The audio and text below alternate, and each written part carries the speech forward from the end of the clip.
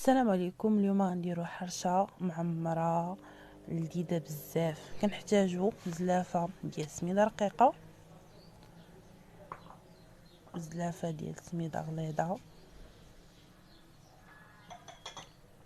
معلقه صغيره ديال الملحه، ونص خماره ديال الحلوى. نخلطو هادشي مزيان مع بعضياتهم باش كلشي يتوزع.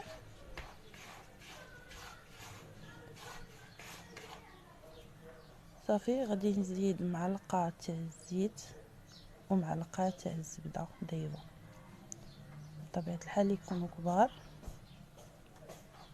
صافي وغادي نبسبسو هاد السميده مزيان. ضروري الحرشه خصها تبسبس باش تكون لينا بحال هكا. بكري كانوا كيسميو الحرشه المبسبسه حيت كيبسبسوها. اوكي غادي نزيدو دابا جبانيه ديال الحليب. غنحتاجو لهاد السميده، هاد الكميه ديال السميده غادي نحتاجو ليها جبانيه وحده ديال الحليب. اللي ما كيبغيش يجمع بالحليب يقدر يجمع بالماء اولا دير نص. المهم خصها تكون لينا بحال هكا خصها تولي لينا نقدروا نتحكموا فيها كيف ما بغينا. هذا هو القوام ديالها. نخليوها ترتاح. نوجدوا الحشوه ديالنا اللي فيها 5 ديال الكيريات وطون، بواطه تاع الطون وحده. نخلطوا داكشي مزيان.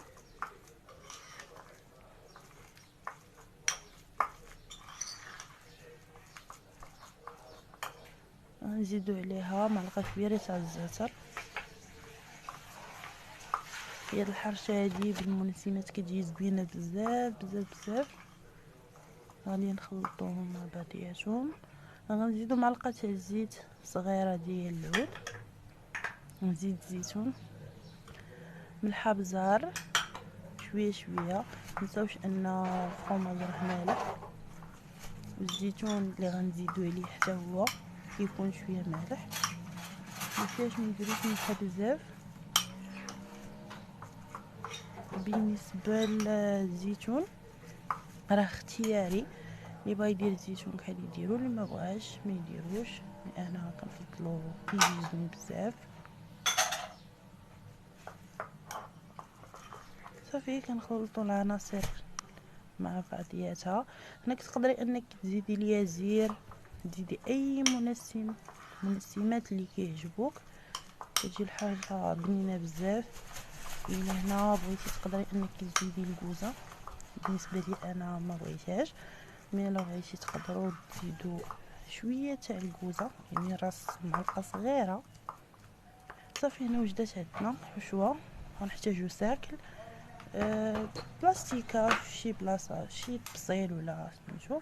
هنايا الحرشه راه واجده عندنا، الحشوه كذلك، وسميده. غنحتاجو السميده رقيقه فين نفندو ديك الحرشه ديالنا. الحشوه هي واجده. اول حاجه غناخذوا شويه من الحرشه ديالنا،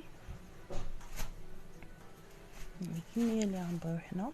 غنديروا واحد الفراغ فين نديروا الحشوه. صافي كيف ما كتشوفوا كنديروا شويه تاع الحشوه ديالنا وكنجمعوا الحرشه بهذه الطريقه. كنسدوا اي بلاصه بانت لينا محلوله، نحاولوا اننا نخليو الحشوه ما تخرجش. صافي كنكوروها بحال هكا، كنفندوها في السميده رقيقه. صافي وكناخذوا الساكل، اي ساكل كيف ما بغيتي، القد اللي بغيتي نتيا. كنوركو بصباعنا، من بعد ملي كنوركو كتقاد كنديرو على الكف ديالنا باش يتقاد السطح ديالها. نوركو عليها بالكف ديالنا مزيان باش كتجي وازيه مزيان بحال هكاك كيف ما كتشوفوا. صافي والساكل دغيا كيتحيد، يعني ما كيفرقش في السمك ديالها. غنعاودو واحده اخرى، ناخدو عاوتاني شويه من السميده ديالنا، نديرو فراغ الحشوه فين تكون،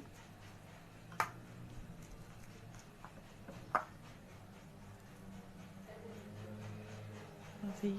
وكنسدو اللي باغي يدير زيتون خضر يديرو، كما قلت لكم قبيله الزيتون اختياري، اللي بغا يديرو اللي ما بغاش يديرو كيما ما كيعجبوش.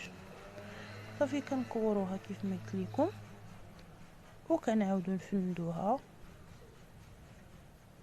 بسميده رقيقه. صافي كنعاودو نحطو في الساكل. هنا غادي نوريكم مزيان كيفاش تحطوها وكتوركو بصباعكم، كتوزعوها مزيان باش تاخد بلاصتها. صافي وكتضغطوا عليها باش السطح يجي مقاد. صافي وانا غنكمل هذا الخليط كامل. هنا انا كملت هاد الكميه، خرجت لي 11 حبه وحده صغيره. اللي ما عندوش ساكل يقدر يدير بحال هكايا، يكور يضغط عليها بحال هكا، هادي حتى هي زوينه. هنا كناخذوا المقله الثقيله هي اللي مزيانه، كنرشوا شويه السميده باش ما تلصقش لينا الحرشه.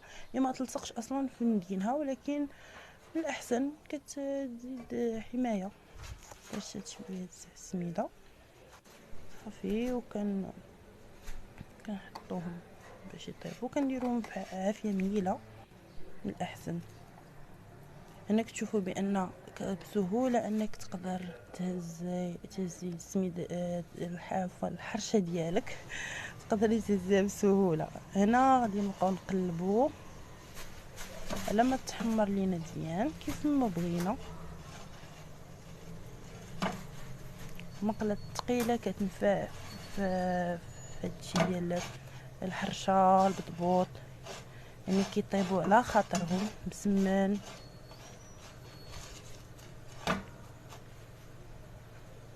صافي هنا كنبقاو نقلبوا فيهم حتى كيتحمروا لينا. هنا وجدات عندي الحرشه ديالي، غنحل باش نوريكم الوسط كيفاش تجي. العماره كتجي هائله، الحرشه عموما كتجي زوينه.